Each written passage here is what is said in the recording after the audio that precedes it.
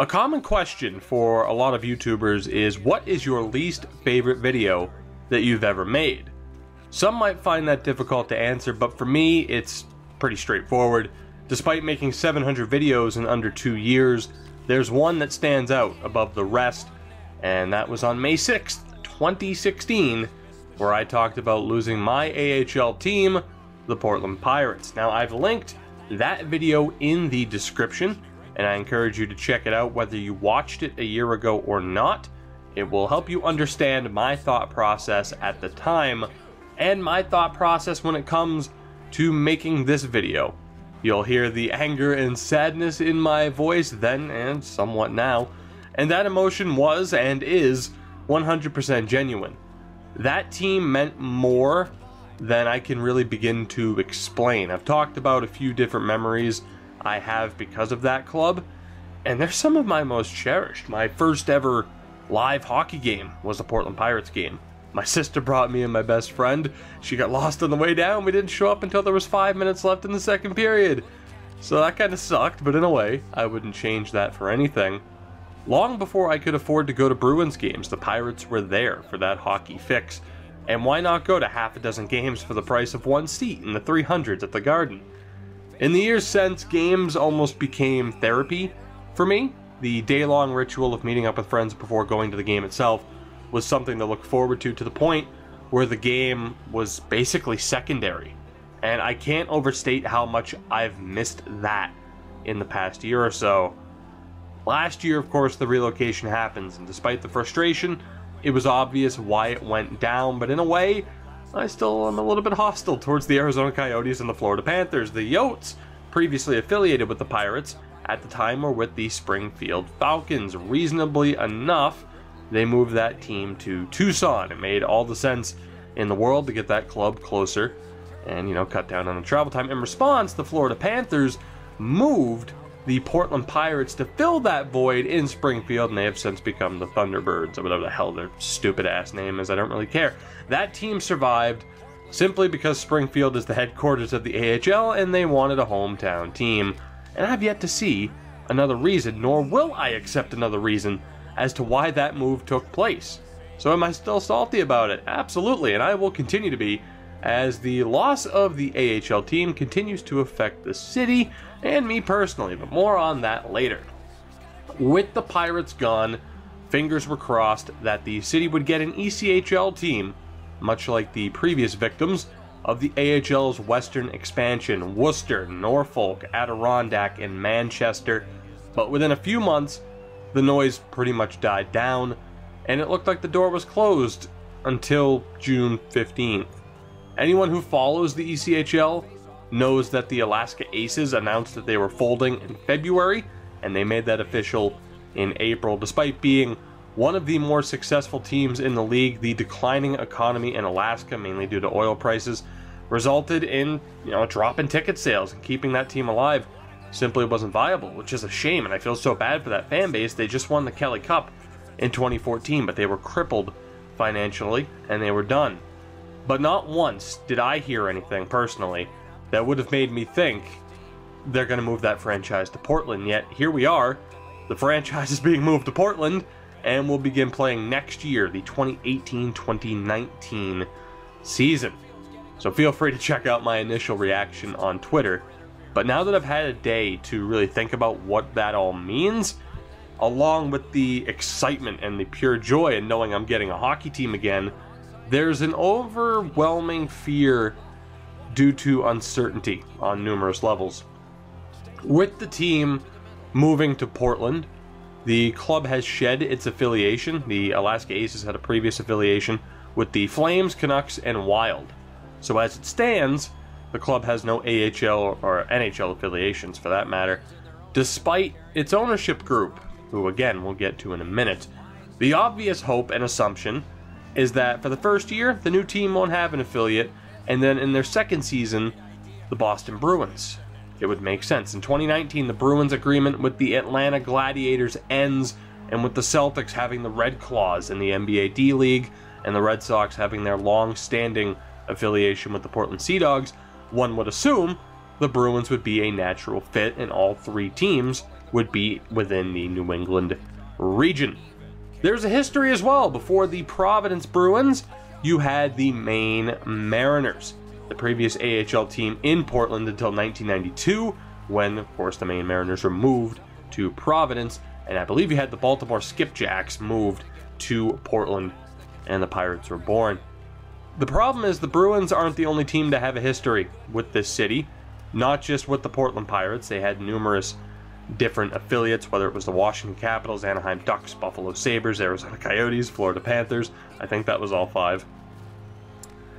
Point is, the Mariners themselves, the team before the Portland Pirates, they weren't established by the Bruins. They were first affiliated with the Philadelphia Flyers, and guess whose ownership group, Comcast Spectacor, it's a fucking weird name, just purchased the Alaska Aces. It's safe to assume, especially with the confirmation that the Pirates' name won't be used, that we're going to see the return of the Maine Mariners. But does that mean we'll eventually see the team reunited with the Flyers organization? It's really hard to say. As it stands, the Flyers are in an agreement with the Reading Royals and just extended their affiliation last year. Factor in that the Philadelphia Flyers themselves also run business operations for the Hartford Wolfpack of the AHL, despite them being owned by the Rangers, of course. It's extremely tough to say what's going to happen with this team, but with the Flyers set up as they currently are, maybe there is life to the Bruins rumor for 2019.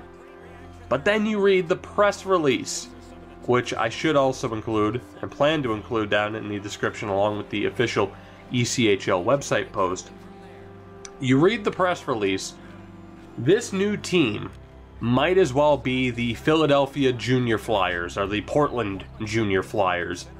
Not only is the Flyers organization running things on the business end, much like we've seen with the Hartford Wolfpack, but Flyers president Paul Holmgren will serve as the team governor, and on top of that, Danny Briere, yes, that Danny Briere, will be running the day-to-day operations of the franchise. It's mind-boggling for him. It's a great chance to gain more experience as Philly continues to groom him for bigger and better things within their own organization. And at the very least, even if this is just a pet project for him to gain more experience, the city of Portland at least gets the benefit by regaining a hockey team. While it's obviously not my job to worry about how they're going to promote the team, I can't help but wonder how things are going to play out. It's so early for me to be concerned, but when you've lost the team before, the realization sets in that if it happens again, that's the final curtain, and that fear is only amplified when you're in a lower league. We lost an AHL team, we're getting an ECHL team back. You lose the ECHL team, that's it.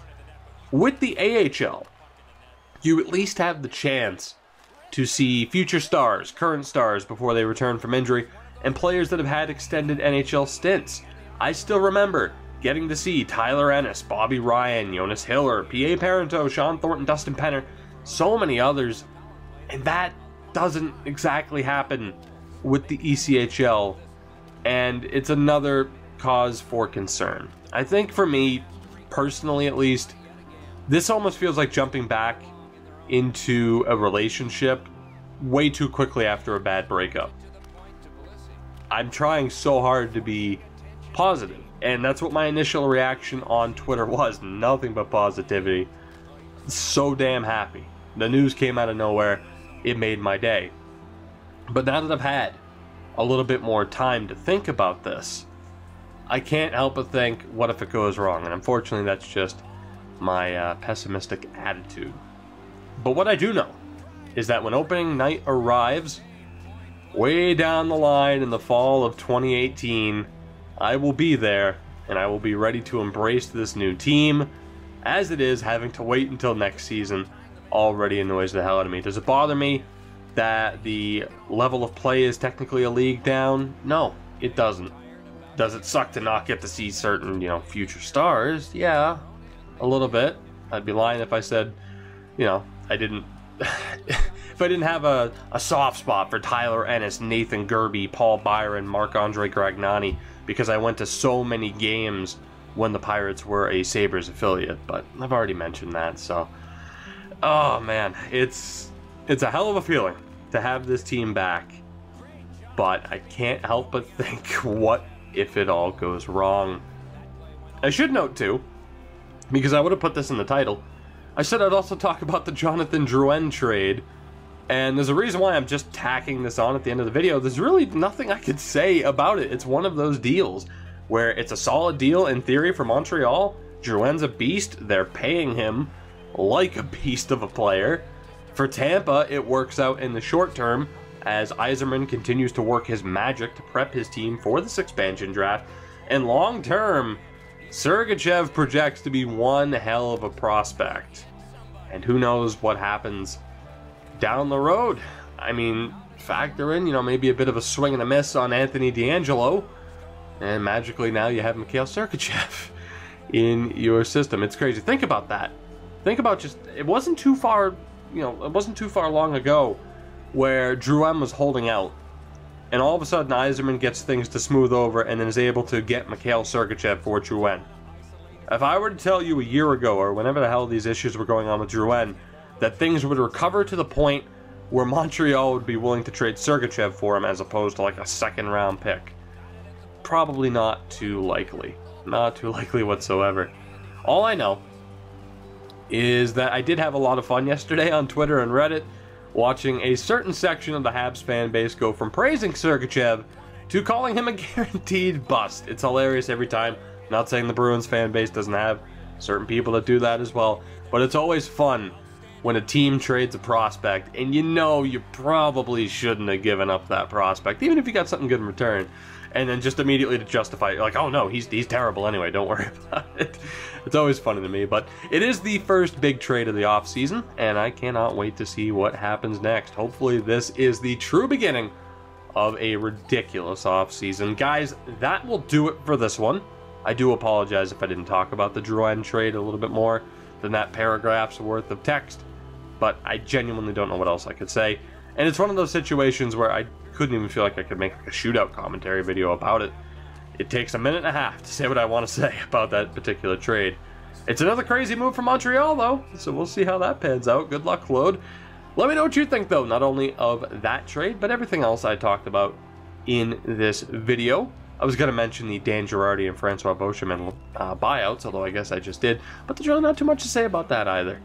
Guys, if you enjoyed this video, of course you know what to do. Leave a like to help support me and the channel to ensure that you never miss an upload. Subscribe if you haven't already. Join the notification squad and follow me on Twitter at Tougie24.